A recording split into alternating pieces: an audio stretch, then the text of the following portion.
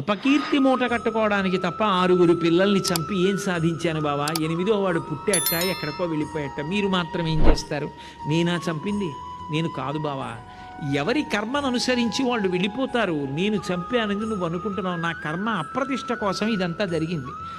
కాబట్టి మనసులో ఇంకొకలా పెట్టుకోకు బావా. అసలు వాడు వెళ్ళిపోయిన తర్వాత మీరెందుకు నాకు ఇక్కడ, మీరు ఇంటికి వెళ్ళిపోండి అని చెప్పి బంధనాలు విడిపించి వాళ్ళని ఇంటి దగ్గర దింపేసి తిరిగి వచ్చేసాడు. వచ్చేసిన వాడు వచ్చేస్తాడేమిటి? హిరణ్యకశిపుడు ఎలా ఉంటాడో అలాగే ఉంటాడు. అయితే ఈ కథ మొత్తంలో మీకు అనుమానం వచ్చేటటువంటి విషయం ఒక్కటి ఉంటుంది. దాన్ని మళ్ళీ నేను వెనక్కి వెళ్ళకపోతే మీకు ఆ అనుమానం అలా ఉండిపోతుంది.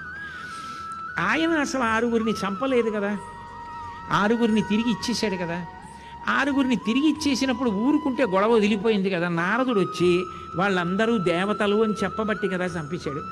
అది చెప్పకపోతే దేవతలు చంపరేమిటి కంసుడిని? చెప్పడం ఎందుకు? ఆ 6 చంపించేయడం ఎందుకు పిల్లల్ని? కంసుడు చంపలేదు, నారదుడు చెప్పి చంపించేశాడు. ఏమైనా బాగుంది అది? ఎందుకు చెప్పాలి నారదుడు అంటే మీకు భాగవతంలో కనపడదు.